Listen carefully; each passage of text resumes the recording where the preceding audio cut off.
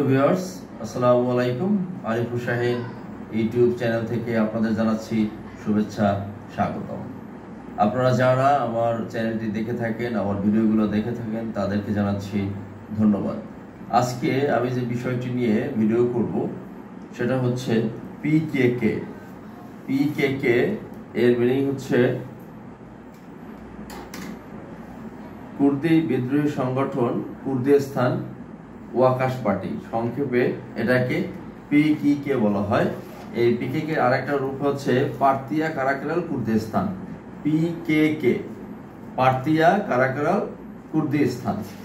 তো আমরা মধ্যপ্রাচ্যের এই পিকেকে ছিল একটা বিস্ফোরা, মধ্যপ্রাচ্যের অন্যতম বিস্ফোরা ছিল এই পিকেকে। এরা প্রায় ৪৫ বছরের সশস্ত্র বিদ্রোহের অবসান ঘটিয়েছে কয়েকদিন আগে। সকল জল্পনা কল্পনার অবসান ঘটিয়ে গত শুক্রবার 11ই জুলাই 2025 সাল, গত শুক্রবার 11ই জুলাই 2025 সাল মধ্যপ্রাচ্যের জন্য এক অবিস্মরণীয় দিন, মধ্যপ্রাচ্যের জন্য একটা অবিস্মরণীয় দিন। দীর্ঘ ৪৫ বছরের যুদ্ধ সংগ্রাম শেষে পিকেকে এই সশস্ত্র গোষ্ঠীটি অস্ত্র সমর্পণ শুরু করেছে। ইরাকের কুর্দিস্তান অঞ্চল সোলাইমানিয়ার দোকান শহরের জাফারা নামক একটা গুহায় এর আনুষ্ঠানিকতা শুরু হয়। এই অস্ত্রদান, এই অস্ত্র সমর্পণের আনুষ্ঠানিকতা শুরু হয়। এদিন 30 কুর্দি যোদ্ধা অস্ত্র সমর্পণ করে। AK-47 সহ তার মধ্যে মেশিন গানও উল্লেখযোগ্য ছিল। সেখানে একটা পাত্র রাখা হয়, পাত্রের মধ্যে পাত্রটার মধ্যে এসে তারা অস্ত্র সমর্পণ করে, পরে সেটা আগুন জ্বালিয়ে ধ্বংস করে দেওয়া হয়। এটা মধ্যপ্রাচ্যের অন্যতম বিস্ফোরা। আমরা যারা ইসরায়েল, ফিলিস্তিন এবং ইসরায়েলের এত শক্তিশালী অবস্থান, মাত্র ছোট্ট একটা ভূখণ্ড নিয়ে 22,000 বর্গ কিলোমিটার আয়তন নিয়ে, সেখানে বড় বড় দেশ যেন 19 লক্ষ আয়তন হচ্ছে ইরানের, তার উপরে হামলা করে, মিশরে হামলা করে, সিরিয়ায় হামলা করে। আসলে এর পিছনে অনেকগুলো কারণ আছে। ওখানে আসলে বহু জাতি এবং ধর্ম নিয়েও কিছু ঝামেলা আছে, গন্ডগোল আছে। যেমন এই যে কুর্দিস্তান, এরা আসলে কুর্দিস্তানের জন্য লড়াই করেছে বিগত প্রায় ৪৫ বছর এবং এরা ছিল সশস্ত্র। এদেরকে আসলে কারা অস্ত্র দিত? ইসরায়েল তাদেরকে অস্ত্র দিত এবং মধ্যপ্রাচ্যকে অশান্ত রাখার জন্য যে কাজকর্ম করার দরকার, ইসরায়েলি গোয়েন্দা সংস্থা এবং ইসরায়েলি সরকারের সহায়তায়। এবং এই 4 দশক ধরে এই যুদ্ধে প্রায় 40,000 মানুষ নিহত হয়েছে। 40,000 মানুষ নিহত হয়েছে। এতে ইরাকি এবং কুর্দি কর্মকর্তাদের পাশাপাশি তুরস্কের কূটনীতিরাও উপস্থিত ছিলেন। তো পিকেকে এটার নাম ছিল পার্তিয়া কারাকারাল কুর্দিস্তান অথবা কুর্দিস্তান ওয়াকাশ পার্টি, একটি কুর্দি সামরিক সংস্থা যেটা এস্টাবলিশড হয় 1970 দশকে। 1970 দশকে এর প্রতিষ্ঠা হয়। এই কুর্দি বিদ্রোহী যে সংগঠনটা, এই অস্ত্র সমর্পণের মধ্য দিয়ে প্রায় মধ্যপ্রাচ্যের যেটা বিস্ফোরা ছিল এবং এই 4 দশকের সশস্ত্র সংগ্রামের ইতি হতে যাচ্ছে। এই কুর্দি অস্ত্র সমর্পণ পুরো এই আগামী আরো 6 মাস 7 মাস ধরে চলতে থাকবে। তুরস্কের প্রেসিডেন্ট রিসেপ তাইয়েপ এরদোয়ান এই পদক্ষেপকে স্বাগত জানিয়েছেন। তিনি বলেন, এটি আমাদের দেশের পায়ে পড়ানো রক্তাক্ত শিকল সম্পূর্ণরূপে ছিঁড়ে ফেলা ও ছুঁড়ে ফেলার মুহূর্ত। এই পদক্ষেপের ফলে পুরো অঞ্চল উপকৃত হবে বলেও তিনি মনে করেন। এখানে আরেকটা উল্লেখ্য বিষয় যে এই কুর্দিস্তান এরা আসলে কি চেয়েছিল। 1991 সালে 1970 দশকে প্রতিষ্ঠিত হয়েছিল পিকেকে, কিন্তু 1991 সালে এই দলের যে নেতৃত্ব দিয়েছেন আব্দুল্লাহ ওজালান, 1991 সালে তাকে আটক করা হয়েছে। আটক করে তুরস্কের একটা দ্বীপে তাকে বন্দী রাখা হয়েছে। এই দলের আদর্শ ছিল বিপ্লবী মার্ক্সবাদী লেনিনবাদ এবং কুর্দির জাতীয়তাবাদের উপর প্রতিষ্ঠিত, এবং এটা কুর্দিশ জাতীয়তাবাদের উপর প্রতিষ্ঠিত। এদের প্রধান উদ্দেশ্য ছিল কুর্দিদের নিয়ে আলাদা একটি স্বাধীন দেশ গঠন করা, যার নাম হবে কুর্দিস্তান। আর এই কুর্দিস্তান বলতে তারা তুরস্কের দক্ষিণ পূর্ব অঞ্চল, দক্ষিণ পূর্বাঞ্চল, এখানে তুরস্কের অঞ্চলই বেশি। কুর্দিরা মূলত তুরস্কের সাথেই তারা সবচেয়ে বেশি যুদ্ধ করত, তুরস্কের আর্মি। তুরস্কের দক্ষিণ পূর্বাঞ্চল, ইরাকের উত্তর পূর্বাঞ্চল, সিরিয়ার উত্তর পূর্বাঞ্চল এবং ইরানের উত্তর পশ্চিম অঞ্চল। দর্শক আবার জিনিসটা খেয়াল রাখেন, তুরস্কের দক্ষিণ পূর্বাঞ্চল, ইরাকের উত্তর পূর্বাঞ্চল, সিরিয়ার উত্তর পূর্বাঞ্চল এবং ইরানের উত্তর পশ্চিম অঞ্চল, এই যে অঞ্চলটা নিয়ে তারা একটা কুর্দি যে জাতিটা আছে সেখানে নিয়ে একটা কুর্দিস্তান গড়ার জন্য 70-এর দশকে তারা একটি দল গঠন করে এবং সেটা ছিল বিপ্লবী সশস্ত্র গোষ্ঠী পিকেকে, যারা কুর্দিস্তানের জন্য আন্দোলন করেছেন। এটা 1978 সালে এই দলটি গঠিত হয়। এরপর তারা সশস্ত্র বিদ্রোহ শুরু করে এবং এই বিগত 45 বছরে প্রায় 40,000 মানুষকে তারা হত্যা করে বা 40,000 মানুষ নিহত হয়, তাদের মধ্যে মানুষও আছে প্রায় 40,000 এবং তারাও রয়েছে। তো এই যে মধ্যপ্রাচ্যে অশান্তির অন্যতম মূলে কিন্তু এই কুর্দিস্তান গঠিত যে পিকেকে এটা ছিল। তো দীর্ঘ সময় আলোচনার 1999 সাল থেকে ইস্তাম্বুলের কাছে একটা দ্বীপ এলাকার কারাগারে বন্দী রয়েছে আব্দুল্লাহ ওজালান। তিনি গত ফেব্রুয়ারিতে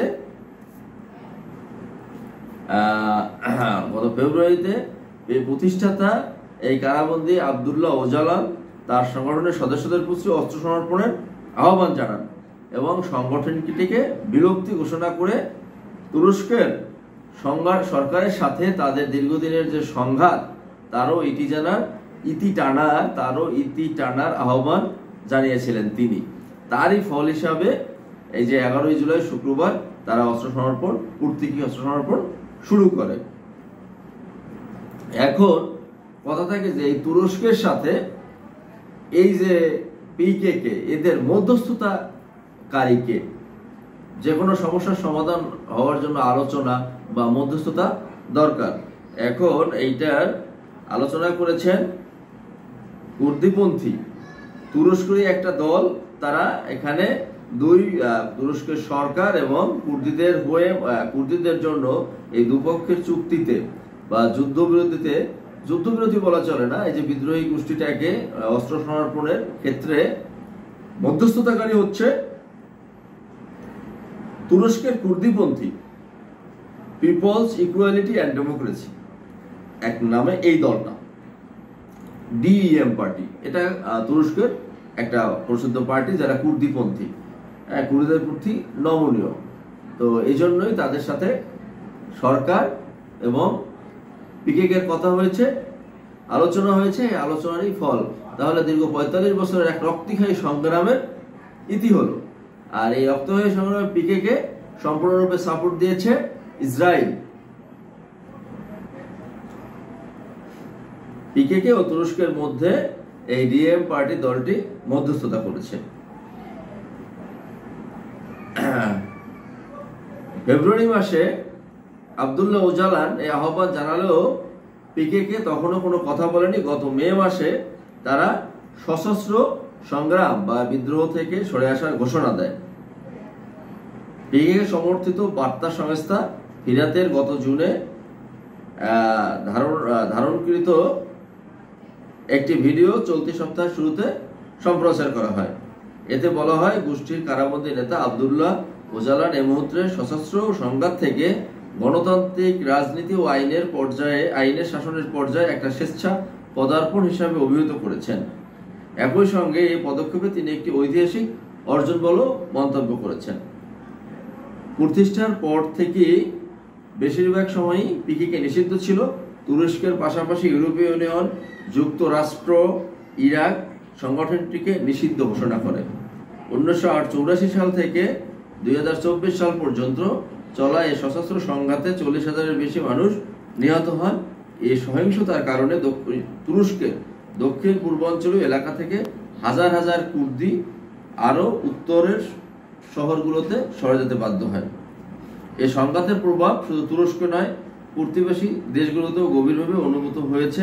বিশেষ করে ইরাক সিরিয়া, ইরানে এসব দেশে পিকেকে ও এর সহযোগী সংগঠনগুলোর উপস্থিতি রয়েছে। তুরস্কে নিষিদ্ধ ঘোষিত এই পিকেকের কারাবন্দী নেতা আব্দুল্লাহ ওজালান যে তার সংগঠনের প্রতি অস্ত্র আহ্বান এবং সংগঠনটিকে বিলুপ্তি করে ঘোষণা জানিয়েছেন। 1999 সাল থেকে তিনি ইস্তাম্বুলের কাছে একটি দ্বীপে কারাবন্দী আছেন। গত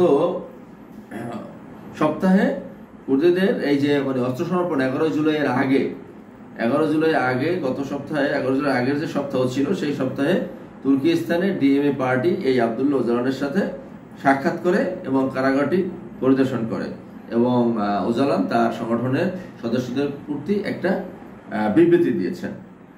এই বিবৃতিতে বলা হয়, আমি অস্ত্র সম্পূর্ণরূপে সমর্পণের আহ্বান জানাচ্ছি এবং এই আহ্বানের বিবৃতিতে আরো জানায় যে আপনারা দলের সম্মেলন করুন এবং সিদ্ধান্ত নিন, সংগঠনের সবাইকে অস্ত্র সমর্পণ করতে হবে, পিকেকে অবশ্যই নিজেদের বিলুপ্ত করতে হবে। এরই ফল হলো 11 জুলাই 2025 রোজ শুক্রবার অস্ত্র সমর্পণ করলো।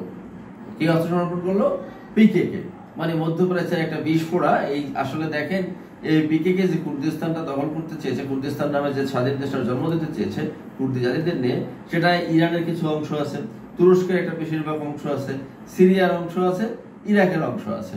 বেশ কয়েকটা দেশের যে অস্থিরতা, এই অস্থিরতাকে জিয়ে রাখতো ইসরায়েল তাদের সামরিক সহায়তা, গোয়েন্দা সহায়তা দিয়ে তাদেরকে সহযোগিতা করতো। তারা হলে এত ভারী ভারী অস্ত্র তারা কোথায় পেত? ওজালানের এই পদক্ষেপের বিষয়ে ক্ষমতাসীন একে পার্টি, তুরস্কের এখন যে ক্ষমতাসীন দল আছে, যে নাম আছে একে পার্টি, এই একে পার্টির ডেপুটি চেয়ারম্যান উনিও বলেছেন যে পিকেকে যদি অস্ত্র সমর্পণ করে এবং নিজেদের বিলুপ্ত করে, তবে দেশ শিকল মুক্ত হবে। এই ইকফান আলার মন্তব্যটি তুরস্ক প্রেসিডেন্ট রিসেপ তাইপ এরদোয়ানের নেতৃত্বাধীন ক্ষমতাসীন দলের পক্ষ থেকে দেওয়া এ সংক্রান্ত প্রথম প্রতিক্রিয়া। সরকার এর আগে আসলে তেমন কোনো প্রতিক্রিয়া দেয় না, এই প্রতিক্রিয়াটা তারা দিল। আলা বলেন, সরকার আশা করছেন পিকেকে ওজালানের আহ্বান মেনে চলবে। এখন ইসরায়েল তো এখানে আবারও গুরিন্দা চালতে পারে যে এটাকে জিয়ে রাখে, এটা তো ইসরায়েলের কিন্তু খেল কিন্তু খতম হতে পারে। মধ্যপ্রাচ্যে এরকম অনেকগুলো আরো জাতি আছে যেগুলো নিয়ে আমি পরেও আলোচনা করব। ব্রুজ নামে একটা আছে, ব্রুজ, একেও ধর্মই পালন করে, ব্রুজ ধর্ম। এই ব্রুজ ধর্ম কিন্তু ইসরায়েল অর্থায়ন করে, যার দরুন ইসরায়েল আসলে মুসলমানদের মধ্যে বিভিন্ন যে গোত্র আছে এদেরকে ইনফ্লুয়েন্স করে, এদেরকে প্রমোট করে অস্থিরতা তৈরির জন্য, এবং নিজেরাও বিভিন্ন ধরনের হামলা করে এবং তাদের সুবিধা মতো। পিছনে তো মার্কিন সহায়তা আছেই। তো এই যে ইসরায়েল ভাবতে পারে যে পিকেকে যদি বিলুপ্ত হয় তাহলে 3টা দেশের অস্থিরতা অনেকটা কমে যাবে। তো এই ক্ষেত্রে আবারও তারা তাদেরকে বিভিন্ন ইনফ্লুয়েন্স করতে পারে, তাদেরকে বিভিন্ন বেনিফিট দিয়ে। যদিও পূর্তিকে অস্ত্র সমর্পণ শুরু হয়েছে, তো যতদিন অস্ত্র সমর্পণ একদম শেষ না হয় ততদিন পর্যন্ত আমরা কিন্তু এর আসলে ভবিষ্যৎ বলতে পারি না। তারপরও আশার আলো যে একটা বিস্ফোরা হয়তো ওখান থেকে চিরদিনের জন্য বিদায় হচ্ছে। এবং তুরস্কের মধ্যে এই যে ডিএমএ পার্টিটা, যে পার্টিটা এই যে পিকেকে সশস্ত্র সংগঠনের সাথে সরকারের যে মধ্যস্থতা করে দিয়েছে, এরা কিন্তু রাজনৈতিকভাবে একটা গুরুত্ব তাদেরকে বাড়বে। তুরস্কের সরকার এবং তাদের পশ্চিমা মিত্ররা সবসময় পিকেকে সন্ত্রাসী সংগঠন আখ্যা দিয়ে থাকে।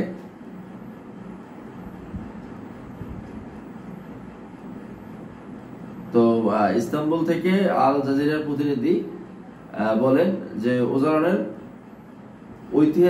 ঐতিহাসিক গুরুত্ব আছে। ওজালান ওখান থেকে একটা চিঠি দিয়েছে, তার পিকেকের উপরে একটা বিবৃতি দিয়েছে চিঠি আকারে, যে গুরুত্ব আছে ঐতিহাসিক, কারণ এর আগে তিনি এই পিকেকে সংগঠনকে কখনোই বিলুপ্ত করতে পারেন নাই, এবং তার আহ্বান এবং তার বিবৃতির কারণেই এই একটা ঐতিহাসিক পদক্ষেপ শুরু হলো। আমরা আসলে মধ্যপ্রাচ্যের দীর্ঘস্থায়ী শান্তি কামনা করছি। তো আমরা যারা জেনারেলি মধ্যপ্রাচ্য নিয়ে একটু চিন্তা ভাবনা করি, যে সবসময় একটা কোশ্চেন থাকে যে ইসরায়েল ফিলিস্তিনের উপরে কিভাবে নির্মম হামলা করে। তো আসলে দেখা যায় যে তাদের গোয়েন্দা, ওই ফিলিস্তিনি লোকজনও তাদের গোয়েন্দা হিসাবে কাজ করে, এবং ওই আরবের কিছু কিছু লোকজন দেখা যায় যে মধ্যপ্রাচ্যে টোটাল বিভিন্ন জাতি এবং বিভিন্ন ধর্মের লোক আছে। যদি সবাইকে দেখতে মুসলমান মনের মতো মনে হয়, মুসলমানের মতো, কিন্তু আসলে না। বহু জাতে, বহু দ্বিধায় এবং বহু ধর্মে বিভক্ত। এবং এই যে মুসলমানদের মধ্যে বিভিন্ন পন্থী, শিয়াপন্থী, সুন্নিপন্থী, এদের মধ্যে বিভিন্ন ধরনের ক্লেশ কিন্তু এই ইসরায়েল তৈরি করে থাকে, যার ফলশ্রুতিতে এর মুসলমানদের ক্লেশ এবং অন্যান্য জাতি ধর্মের এই যে ক্লেশগুলোর কারণে, এই সুযোগগুলো নিয়ে, এই ক্লাসগুলোর কারণে, এই সুযোগগুলো নিয়ে ইসরায়েল একটা সুবিধা নেয় এবং সুবিধা অবস্থানে থাকে। আমি এই ভিডিও বানাচ্ছি, এর মধ্যে অন্য একটা খবর আছে, যেটা হচ্ছে সিরিয়ায় ইসরায়েল হামলা করেছে। আমি এটা নিয়ে হয়তো আবার একটা ভিডিও করব রিসেন্টলি। তো ধন্যবাদ। আপনাদের আসলে আসার কথা যারা আমার এই ভিডিও দেখেন, যে মধ্যপ্রাচ্যের আর একটা বিস্ফোরা পিকেকে বা কুর্দিস্তান ওয়াকাশ পার্টির বিলুপ্তি, তাদের অস্ত্র সমর্পণ হতে পারে মধ্যপ্রাচ্যের শান্তির জন্য আর একটা বড় পদক্ষেপ। বিশেষ করে তুরস্ক, ইরান, ইরাক এবং সিরিয়ার জন্য একটা ভালো পদক্ষেপ, তাদের জন্য একটা ভালো বার্তা। তুরস্কের প্রেসিডেন্ট তো বলেছেন যে এটা হচ্ছে তাদের যে পায়ে যে শিকল ছিল, সেই শিকলটা মুক্ত হওয়া। তো ধন্যবাদ সবাইকে। আমার সাথে থাকুন, আমার ভিডিওগুলো দেখুন, সাথে থাকুন এবং আমার চ্যানেলটা সাবস্ক্রাইব করুন। ভালো থাকবেন। আসসালামু আলাইকুম।